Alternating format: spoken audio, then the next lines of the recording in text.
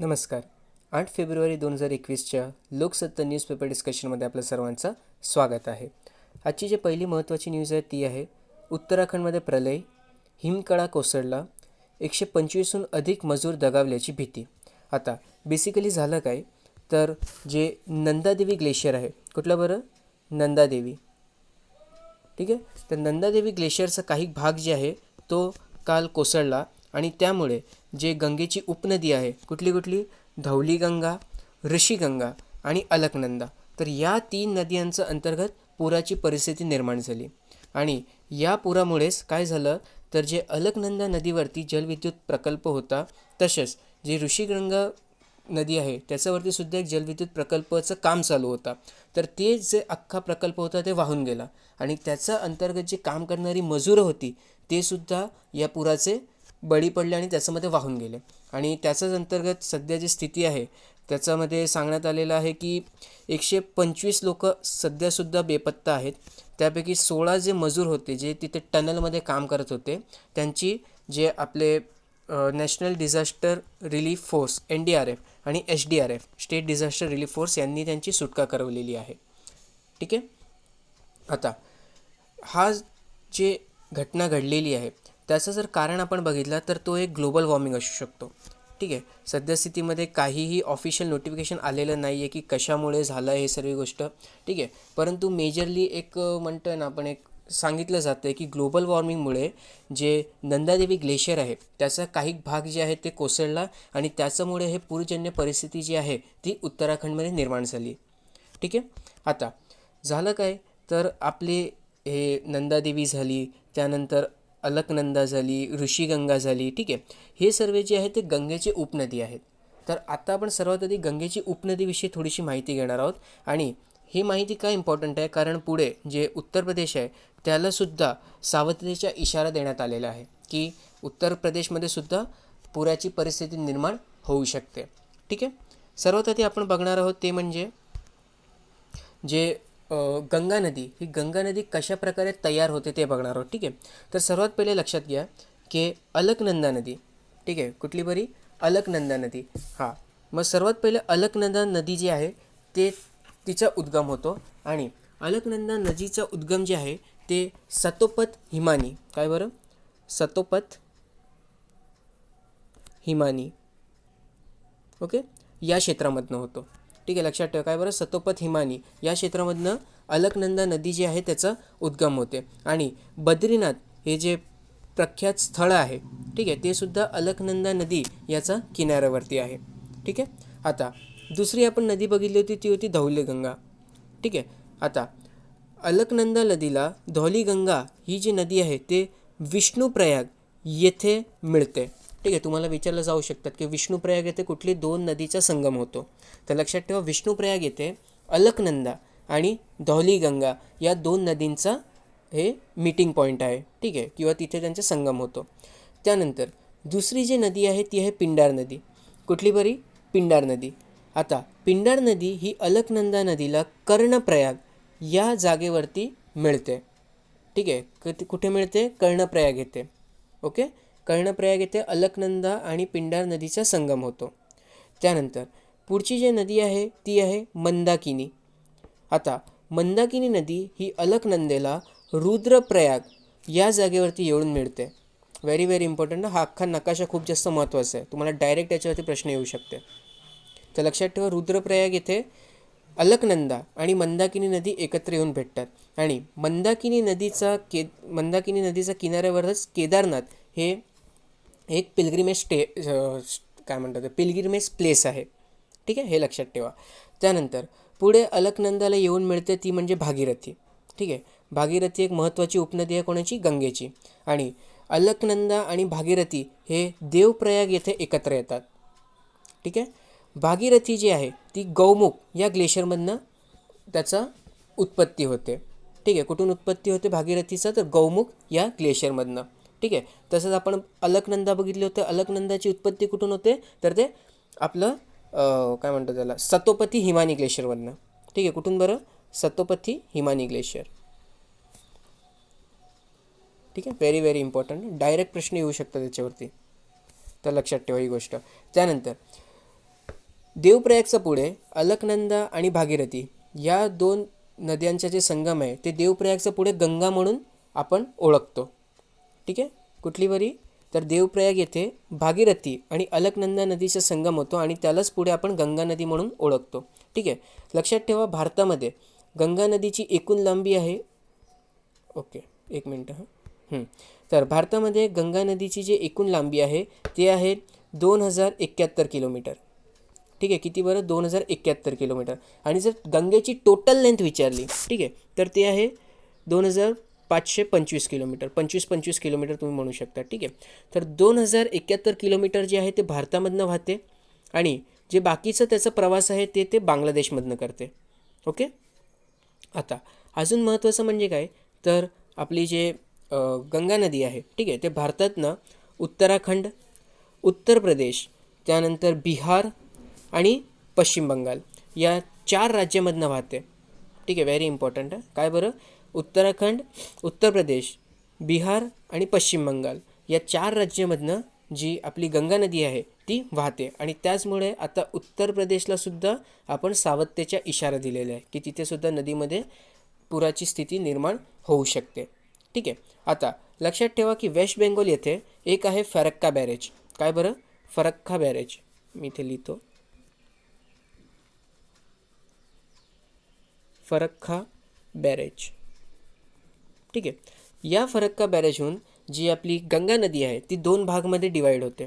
ठीक आहे, एकला आपण म्हणतो हुबली, ज्याला तुम्ही हुगलीसुद्धा म्हणत असाल, आणि दुसरी जी असते ती असते भागीरथी.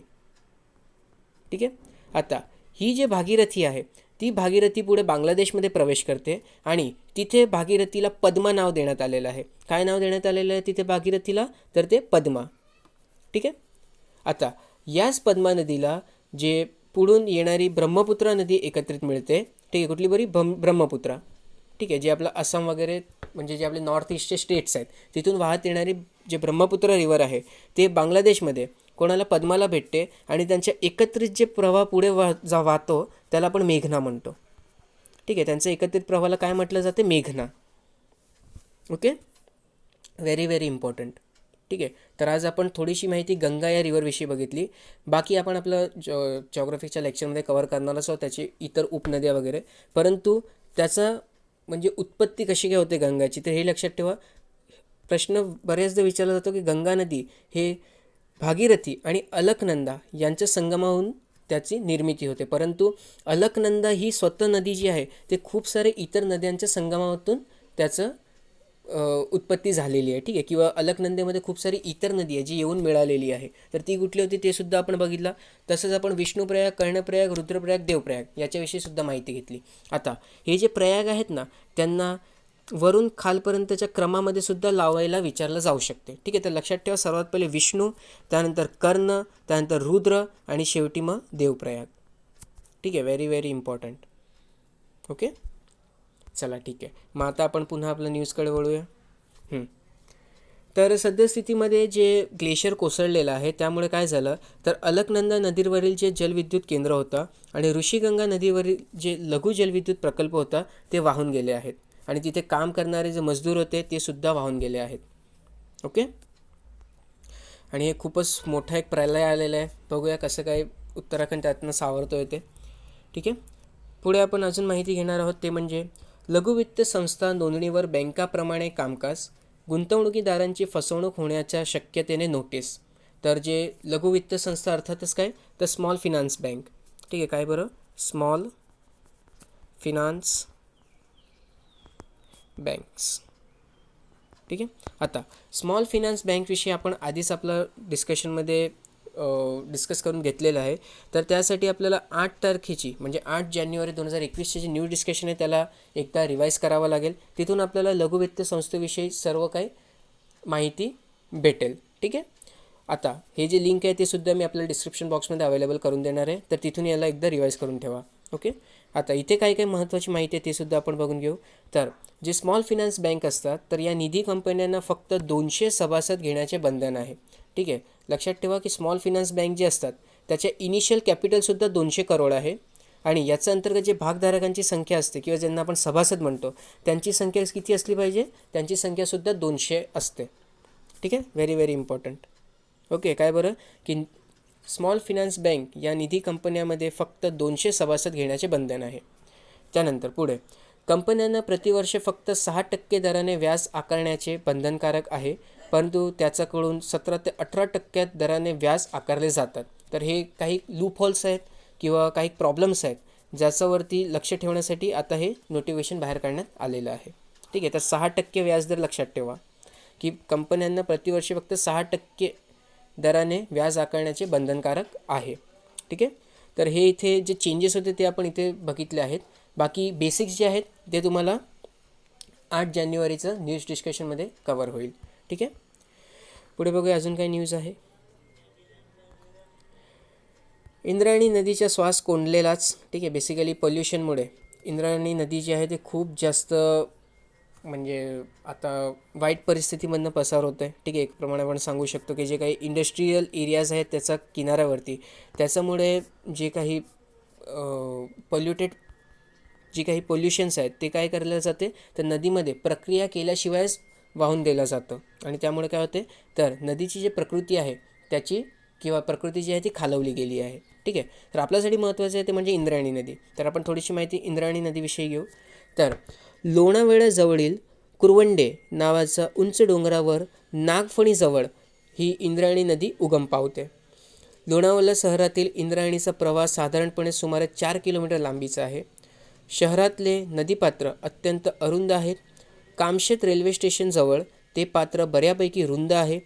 आळंदी गावातून वाहत वाहत पुढे जाऊन इंद्रायणी नदी ही भीमा नदीला घेऊन तुळापूर गावाजवळ भीमा नदीस मिळते. ठीक आहे, अर्थातच काय झालं तर इंद्रायणी नदी हे भीमा नदीची उपनदी आपण म्हणू शकतो. ठीक आहे, त्याची उत्पत्ती कुठून होते तर लोणावळ्याजवळील कुरवंडे नावाच्या उंच डोंगरावर नागफणीजवळ ती उगम पावते. ठीक आहे, व्हेरी व्हेरी इम्पॉर्टंट. ओके, आणि आळंदी हे जे एक पिलग्रिमेज प्लेस आहे ठीक आहे ते कुठे आहे तर ते सुद्धा आपली इंद्रावती नदीचा किनाऱ्यावरती आहे. ओके, देहू आणि आळंदी हे लक्षात ठेवा, 2 प्लेसेस. पुढे कुंडलिका नदी किंवा कुंडली ही इंद्रायणीची उपनदी आहे. त्यांचा संगम वडिवडे या गावाजवळ होतो.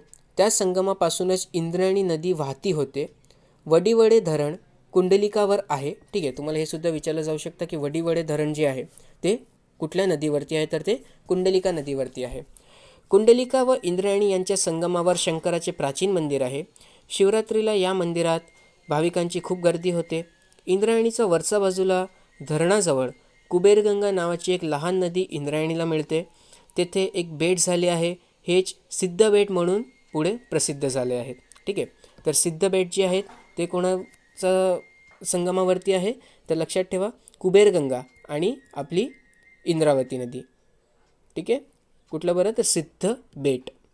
पुढे रामझरा हा या इंद्रायणी नदीला मिळणारा मुख्य नाला आहे. या झऱ्याचा उगम पुणे जिल्ह्यातील चिखलीजवळचा हरगुडे वस्ती येथे होतो व कुडळवाडीतून वाहत वाहत चिखली मोई फाट्याजवळ तो इंद्रायणीला विलीन होतो. या झऱ्याचा उल्लेख तुकारामचा ग्रंथात आला आहे. हा झरा 12ही महिने वाहत असे, त्यामुळे या झऱ्यात जलचरांचा मोठा वावर होता.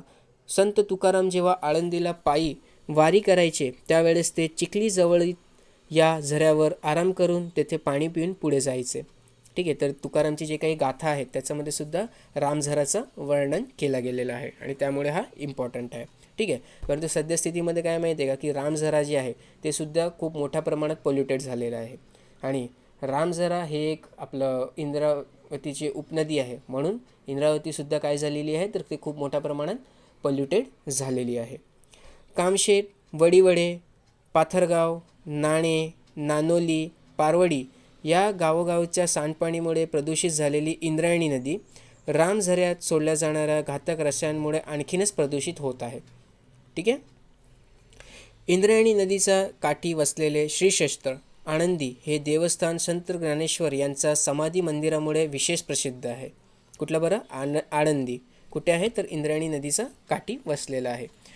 निवृत्तीनाथ, ज्ञानेश्वर, सोपानदेव आणि मुक्ताबाई ही भावंडे आपल्या कुटुंबियांसह आळंदी येथे राहत असल्याने या गावाला धार्मिक महत्त्व प्राप्त झाले आहे. ठीक आहे, तर ही आपण माहिती बघितली थोडीशी कशाविषयी तर इंद्रायणी नदीविषयी. आता पुढे बघूया अजून काही न्यूज आहे आपल्याकडे.